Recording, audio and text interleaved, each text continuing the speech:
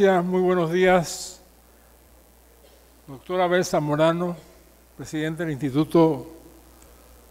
Joromo Panameño. Mi respeto a los homenajeados,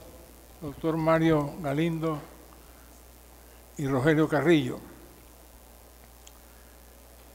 El trabajo que les presento a ustedes lo he titulado El legado de Panamá la Vieja como ruta de tránsito. Este trabajo procede de mi obra El legado histórico de Panamá la Vieja, un trabajo de archivos españoles para tratar de llevar a cabo una matriz historiográfica de mayor enjundia, porque he notado que en estos 500 años, en sus conmemoraciones, la gente ha centrado todo nada más en las figuras de Pedrarias Dávila y Vasco Núñez de Balboa, que sí son insignes. Sin embargo, el marco que se va a desarrollar en los 500 años, en mi opinión, es la vocación transitista del panameño, de los cuales yo les voy a conversar. Abordar un tema como este amerita volver la atención hacia esta pregunta: ¿cómo y por qué la ciudad de Panamá la Vieja y sus subsedes portuarias de Nombre de Dios y Portobelo se convirtieron dentro del diseño mercantilista español de los siglos XVI, XVII y parte del XVIII en su principal eje globalizante del periplo económico comercial que se desarrolló por esas rutas marítimas que materializaron el trasiego del oro y la plata y otras mercaderías por las rutas transatlántica y transpacífica? Esta macrocoyuntura tuvo su impacto desde el siglo XV, cuando se descubrieron los instrumentos náuticos como la brújula, el astrolabio, el sectante, la imprenta, que permitieron a cosmógrafos y cartógrafos registrar sus orientaciones marítimas y transitar con mayor seguridad en sus viajes exploratorios con mediciones de las latitudes y guía de la ruta del norte que antes era la osa polar. En ese ángulo de conocimiento marítimo, el erudito historiador español Pablo Emilio Pérez Mayaina nos indica que el cosmógrafo era un fabricador de cartas e instrumentos y que debía tener conocimientos de matemática, geografía, cosmología, de tal manera que como piloto y cosmógrafo debía supervisar las cartas e instrumentos marítimos. Es decir, la carrera náutica de esa época entrañaba instruirse para calcular la latitud, manejar la brújula, el astrolabio, el cuadrante, la ballestilla. Asimismo, se debía saber calcular la hora de día y de la noche mediante el uso del reloj. Además, era necesario conocer las fases de la luna para calcular las mareas. Compárese hoy en la lucha del hombre por la conquista del espacio sideral. En lo relativo al descubrimiento de América, que fue la base del conocimiento geográfico,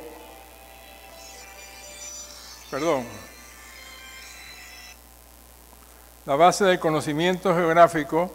y nueva vía hacia las Indias orientales, fue el resultado de lo siguiente: ya en el siglo XII, con los descubrimientos de Marco Polo en las tierras de las especerías,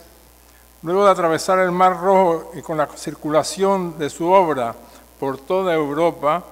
se produjeron nuevas expectativas comerciales que lograron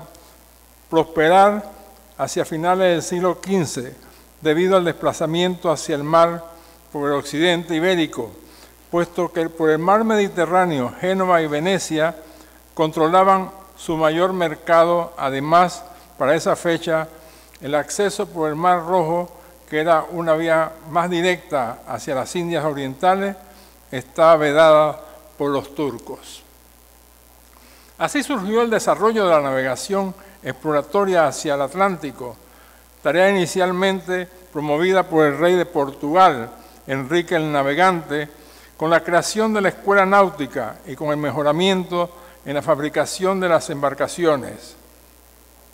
En ese marco de nuevas perspectivas marítimas surge la figura del marino genovés Cristóbal Colón, quien pudo nutrirse de los conocimientos marítimos facilitados por los escritos y cartas de marear de su suegro Bartolomé Perestrelo, marino portugués quien incursionó por las islas de Madeira y otros rumbos por la costa de Guinea o África. Esta referencia, junto con sus conocimientos de cosmografía, la consulta de mapas de Paolo del Pozo Toscanelli, así como otras consultas en los archivos del monasterio de la Rábida, se convirtieron en sus principales recursos heurísticos y en la matriz medular para emprender su proyecto de viajar hacia las tierras orientales, tomando una ruta occidental. Este proyecto fue presentado ante el rey de Portugal sin resultados positivos. Sin embargo, las gestiones con los reyes católicos concretizaron el apoyo a sus viajes en búsqueda de una nueva ruta hacia las tierras de las especierías a través de las capitulaciones de Santa Fe. De esta manera se empezaría a materializar el apoyo a sus viajes en búsqueda de un estrecho que llevaría a las Indias Orientales, como lo sugería y aseguraba Ptolomeo sobre su existencia. Ahora bien, el almirante Colón, en este itinerario de viajes de descubrimiento por los suelos de tierra firme, a la vez que él llamó Nuevo Mundo, logró llegar a Paria, sector por las costas de Venezuela y Brasil, sin encontrar estrecho alguno, razón para emprender un cuarto viaje en 1502 para ampliar su recorrido y bajar desde el Cabo de Gracias a Dios, Honduras, cruzar por la bahía de Almirante, Veragua, descubrir Portobelo y Bastimentos, que el gobernador Diego de Nicuesa 7 años después llamó Nombre de Dios. No obstante, Rodrigo de Bastidas y las cartas geográficas de Juan de la Cosa en 1501, determinaron que por el istmo no existía estrecho alguno, pues ellos en su tránsito marítimo por el Darién hasta el Golfo de Urabá pudieron comprobarlo, y Colón, al llegar hasta el Cabo de Mármol, aceptó dicha realidad geográfica. El sujeto histórico de ese periplo que globalizó la ruta de la plata, del oro, de la seda, de las porcelanas, de las especierías,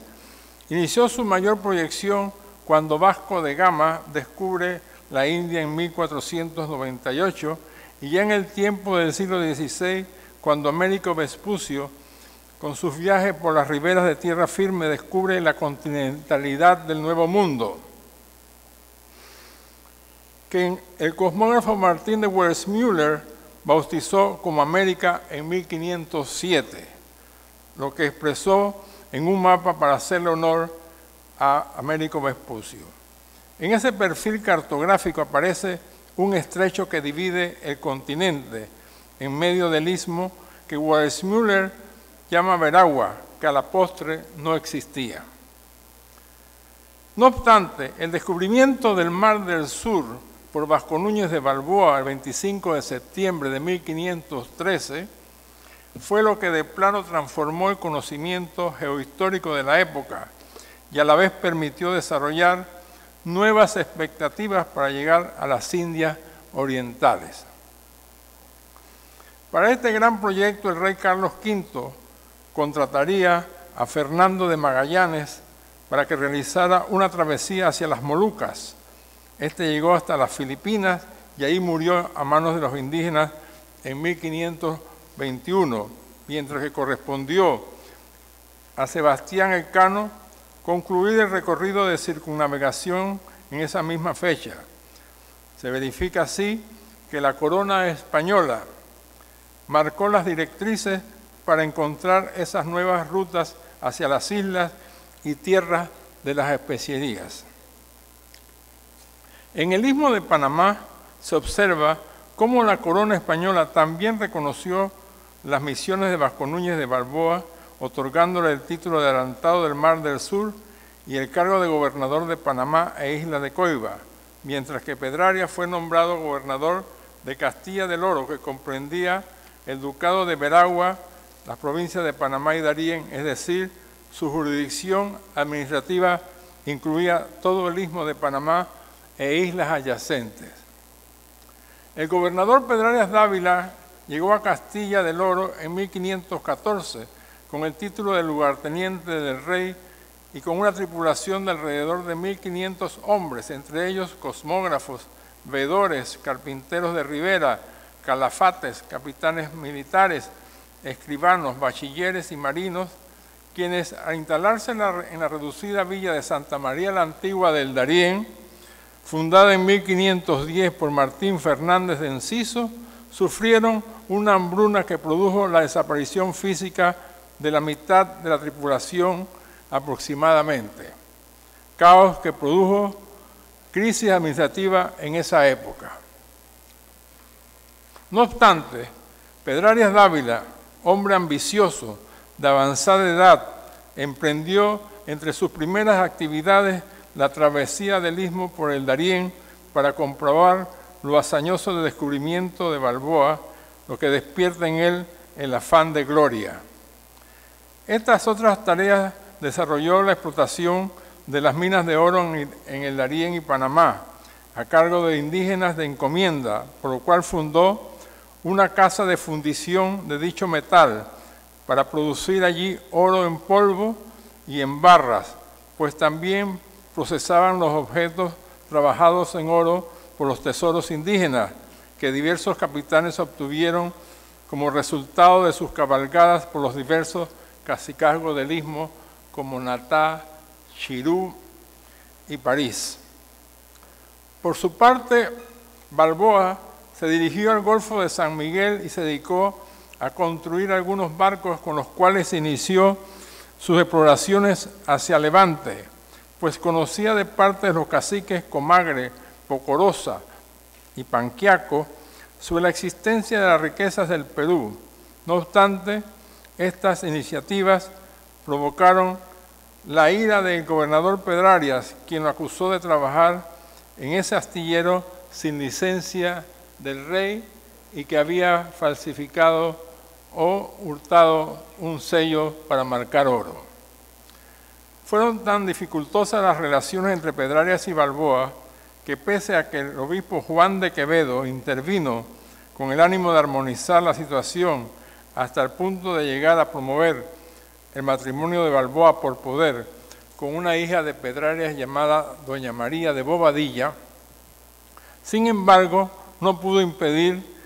el degollamiento del yerno de Pedrarias. Pedrarias, con especial espíritu empresarial, había dispuesto a encontrar a través de sus capitanes Gaspar de Espinosa, Vasco Núñez de Balboa, Diego de Albites, de los cosmógrafos Pascual de Andagoya, Gonzalo Fernández de Oviedo y otros, cuál era la ruta más apropiada para el diseño transísmico, por lo cual podría desarrollar un expansivo proceso conquistador y de colonización. Además, con el encuentro de esa ruta, podía lograr una expedita comunicación con la metrópoli española que indujera a una proyección mercantil. Con ese propósito se sopesó la ruta que expuso Balboa por el río Chepo, como intermediario entre las Islas de las Perlas y las Islas de San Blas por el Caribe. Dentro de esa planificación, Pedrarias optó por trasladar la cabecera de Castilla del Oro a la ciudad de Panamá, fundada por él el 15 de agosto de 1519. Desde allí mandó al capitán Diego de Albites a refundar la ciudad de Nombre de Dios para oficializar esta ruta transísmica. Entre las principales actividades económicas desarrolladas en esa nueva urbe del Pacífico estuvieron el traslado de la Casa de Fundición del Oro del Darién, la promoción de astilleros en los sectores de Peña Prieta e Isla de las Perlas y la explotación perlífera en las Islas del Rey, Taboga, Otoque y Taboguilla. Quizás dentro de esa etapa, lo más trascendente en materia transitista fue el descubrimiento de las facultades navegables del río Chagres y que su curso desembocara en el Caribe, pues el cosmógrafo Oviedo realizó un amplio recorrido por su cuenca, como lo hizo saber en 1521 en una de sus obras escritas. Indiscutiblemente, en estas novedades se amplió el arquetipo o diseño transísmico con la certeza de una ruta marítima terrestre fluvial desde la ciudad de Panamá a Cruces, que luego se bifurcaría por el río Chagres hasta el Caribe, Portobelo y desde allí hasta Nombre de Dios. Estas noticias motivaron al rey Carlos V para ordenarle al cosmógrafo Pascual de Andagoya que estudiara la posibilidad de convertir el río Chagres en un canal interoceánico. Este concluyó que tal proyecto era imposible, que ni con todo el oro del mundo se podía alcanzar. La ciudad de Panamá solo contaba con la instalación portuaria de la Tasca, cuya entrada estrecha era de limitado calado y se dificultaba el aprovisionarse de productos y mercaderías de la tierra. Además, en la baja mar, las aguas se retiraban varios cientos de metros, por lo que las embarcaciones quedaban atascadas hasta llegar a la pleamar. En ese marco exploratorio de conquista es de destacarse el aporte que hicieron los capitanes Francisco Pizarro, Diego de Almagro y el maestre de escuela de la Catedral de Panamá, Hernando de Luque, quienes se asociaron para llevar a cabo la conquista del Perú, empresa en la cual invirtieron un considerable caudal de su peculio, varios miles de pesos de oro invertidos en la construcción de barcos, compra de caballos, contratación de hombres y abastecimiento de alimentos, armas, agua, vino, medicinas, ropas, incluso luego de la inicial etapa de fracaso, ya fuera por daños en las embarcaciones, la falta de provisiones o por ciertos descalabros en sus enfrentamientos armados contra los incas, tuvieron que recurrir a préstamos personales con diversos vecinos y endeudarse por elevadas sumas de dinero y así continuar con éxito su proyecto conquistador. En ese alcance favoreció a los españoles su ventaja militar, puesto que a los indígenas del Perú los apabulló el temor a los caballos, a los perros salvajes y las armas de fuego, para que finalmente fueran derrotados por la astucia de los españoles. Estos hechos épicos irrumpieron en España como el mayor aliciente económico para el proceso de conquista. Sin embargo, hubo en Castilla del Oro como cierto despoblamiento español e indígena, motivado por incursionar otros capitanes en dichas empresas, circunstancia que llevó a la corona española a emprender la tarea de repoblar la ciudad de Panamá en nombre de Dios. No obstante, también eran notorias las expectativas de rápido enriquecimiento, ambición de poder por parte de los ejecutores. A la vez que se desarrollaba el proceso conquistador del Perú, el rey Fernando logró equipar desde España otra empresa a cargo del capitán Gil González Dávila, quien a pesar de los tropiezos que tuvo con Pedrarias, partió desde las Islas de las Perlas y se dirigió hacia el poniente para descubrir y conquistar Nicaragua. De esta manera, se abrió otra ruta de contacto marítimo comercial para la ciudad de Panamá la Vieja. Sin embargo, fueron las riquezas del Perú las que determinaron que España reorganizase un sistema de flotas y galeones que a través de la Casa de Contratación instalada en Sevilla, se empezó así a desarrollar un nuevo proceso mercantil. Se creó de esta manera un itinerario comercial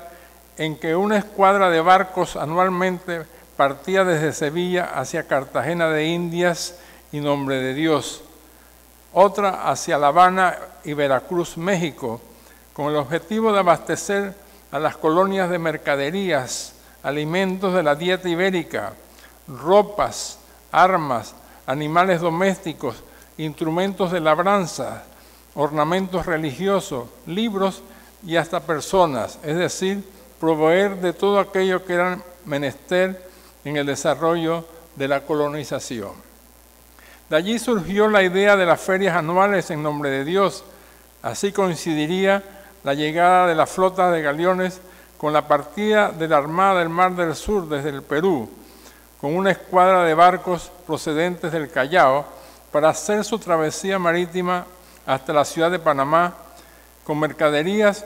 y oficiales de la Real Hacienda, con su cargamento de metales preciosos que luego serían trasladados por las recuas de mulas a Nombre de Dios. Entonces se aprobaba X fecha para celebrar las ferias en las que se realizaban los intercambios comerciales y fluían alrededor de 40 millones de pesos. Durante un mes se poblaba Nombre de Dios de mercaderes, transeúntes, negros esclavos y funcionarios de la Real Audiencia y de la Real Hacienda, lo que hizo de Nombre de Dios, en conclusiones de Pierre Chunú, el principal puerto del área atlántica de América, incluso con ventaja sobre Veracruz, México. Complementaban esta macroestructura mercantil española por el Istmo de Panamá las recuas de mulas procedentes de Centroamérica. Los mercaderes trasladaban acémilas para su comercialización en la ciudad de Panamá, así como bizcocho, velas de cebo, jarcias, brea, zarzaparrilla. Ellos además participaban en las ferias de Nombre de Dios y luego en las de Portobelo, donde se aprovisionaban de aquellas mercaderías necesarias para comerciarlas a su retorno en diversas sedes de Centroamérica. También el paso con las recuas por la antigua provincia de Veragua, luego de su travesía por Alange y Remedios, fue vital para la creación de la ciudad de Santiago de Veragua, pues con ello era más viable ese largo recorrido terrestre y se podía contar con lugares donde pastar con sus mulas y aprovisionarse de alimentos. Así se dio cierto intercambio comercial entre esos sectores de la ciudad de Panamá la Vieja. En ese marco surgieron otros renglones de incentivo económico, como el transporte de las recuas de mulas hacia las subsedes de Nombre de Dios y luego hacia Portobelo, a cargo de los llamados arrieros, quienes con un número plural de esclavos y acémila trasladaban los tesoros del rey procedentes del Perú y mercaderías en su retorno. Los caminos en ese tránsito eran un tanto fangosos y de difícil recorrido, sobre todo en tiempos de lluvias. Los pasajeros también enfrentaban otros peligros en su retorno de la feria. Sin embargo, se crearon ventas o descanso, tiendas para aprovisionarse de alimentos, así como la aduana de cruce. Por otra parte, se usaba el río Chagres, donde los tratantes, con sus chatas y bongos, manejados por sus arraes y esclavos, cobraban jugosas sumas por fletes y pasajes de transeúntes. A pesar de todo, fue una favorable alternativa en ese recorrido de 18 leguas, cuyo tránsito duraba alrededor de una semana. Tanto los mercaderes de la ciudad de Panamá como los vecinos de Nombre de Dios y los mercaderes de Lima contaban con casas y bodegas para su uso en tiempos de feria y con sus alquileres obtenían jugosos ingresos. Vemos cómo el Istmo de Panamá se produjo una economía que dependía mayormente del transitismo, lo cual marginó al resto del país de ese empuje singular y lo llevó al desarrollo de una economía agraria dependiente del comercio de la ciudad de Panamá con la ruta transísmica, durante todo el periodo colonial, situación que poco ha variado hasta nuestros días. El tráfico mercantil por ruta transísmica desde la ciudad de Panamá a Nombre de Dios y luego a Portobelo se vio afectado por las agresiones de los negros y marrones, y en sus terminales del Caribe por los piratas y corsarios ingleses, franceses y holandeses, de sus más graves intervenciones, lo que resultó en la destrucción de la ciudad de Nombre de Dios en 1596, Portobelo en 1668 y 1739, según las fehacientes narraciones de la doctora María del Carmen Mena García en sus obras La ciudad de Panamá en el siglo XVI, una ciudad en un cruce de camino. La ciudad de Panamá la Vieja alcanzó en esa época cierto desarrollo urbanístico, no sin antes experimentar siniestros como el terremoto de 1621, que produjo daños materiales en edificios eclesiásticos y casas de familia. De igual manera, fue de considerable daño económico, comercial y humano el trágico incendio de 1644 que destruyó alrededor de 83 casas, entre otros como almacenes, tiendas, bodegas, lo que produjo que la ciudad quedara desprovista de alimentos y casas de habitación, lo que tuvo consecuencias de crisis social, económica y una considerable baja comercial, cuando alrededor de esa fecha hubo pestes y discontinuidad en la llegada de las flotas y galeones y por consiguiente suspensión de las ferias. Los mercaderes citadinos, a la par del periodo ferial, desarrollaron un itinerario de comercio marítimo con diversos puertos del suroeste de Sudamérica, como Buenaventura, Colombia, Guayaquil, Ecuador, y otros contactos con ciudades y puertos del Perú como el Cusco, Lima, Paita, el Callao, Trujillo y Arequipa. Plano ampliado hacia el suroeste de Centroamérica, con los puertos de Caldera en Costa Rica, Posesión y Realejo en Nicaragua, Sonsonate en El Salvador, Iguatalco y Acapulco en México. Así lo presentó en 1620 Lorenzo del Salto en su carta o plano sobre la provincia de Veragua. La ciudad de Panamá, en su vaivén de circunstancias, estuvo conformada localmente por una élite de mercaderes, hacendados, burócratas de la Real Audiencia y de la Real Hacienda, de las milicias, del alto y bajo clero, de negros esclavos,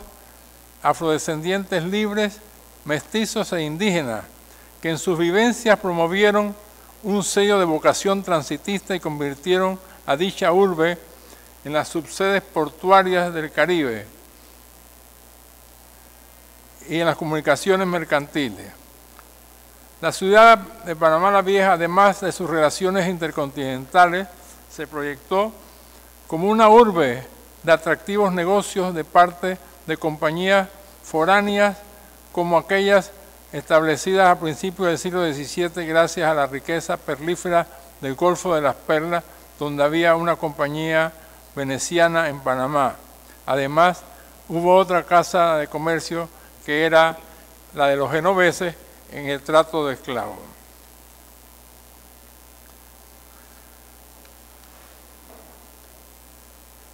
Las versiones historiográficas presentadas por los historiadores Castillero Calvo y Jaén Suárez sobre la ruta de la plata, de la seda, de la travesía anual con el galeón de Manila, constituyen la matriz que ilustra que el 60% de la plata y el oro del Perú pasaban por Panamá hacia la China y la Filipinas y hacia Europa. Dicha circulación en el medio produjo acumulación de capital en mercaderes, hacendados, transportistas, que se llegó a promediar que de cada 5 hombres de negocios, 2 o 3 eran ricos. No obstante, la quiebra del banquero peruano Juan de la Cueva, 1635, la suspensión de la trata de esclavos por los portugueses en 1640, los siniestros de 1644 y el descenso de la economía globalizante ocasionaron la crisis económica en el despoblamiento español, en fin, el atraso de la ciudad de Panamá la Vieja. Para finalizar mi reflexión, de particular importancia fue el negro colonial en su mestizaje y en su sincretismo cultural, puesto que se criolliza la identidad del ismeño en su mayor arraigo a la tierra, en sus bailes, así como en la producción agraria y sus nuevos aportes a la dieta, que va a caracterizarse bajo una predominante herencia cultural española e indígena a lo panameño. Es decir,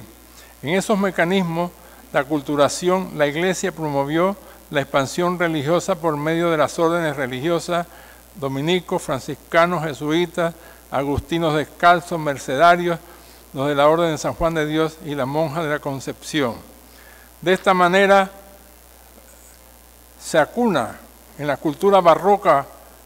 en su monumental arquitectura, del arte, de la literatura, en su liturgia, sobre todo en las fiestas religiosas que conformaron un Panamá festivo, aunque siempre sujeto a las diferencias sociales emanadas del sistema de clases y castas. Anclada en este magisterio cultural, la ciudad de Panamá, en su transitismo, ya no con las ferias que fueron eliminadas en 1739, al preferirse la ruta de Cabo de Hornos, procuró nuevamente el tránsito marítimo al descubrirse las minas de oro de California. Esta vez la ruta sería entre el puerto de Nueva York y Colón, entre Panamá y San Francisco de California. Asimismo, se construyó el ferrocarril transísmico americano y se prosiguió en ese rubro transitista con los intentos de construir el canal francés y determinarse la ruta canalera creada por los Estados Unidos, mientras que hoy el canal de Panamá, sin enclave, se ha convertido en la mayor fuente de ingresos económicos del país, madre de las comunicaciones internacionales. Ello me lleva a concluir que el legado histórico de la ciudad de Panamá, la Vieja, a sus hijos, es su vocación transitista. Muchas gracias.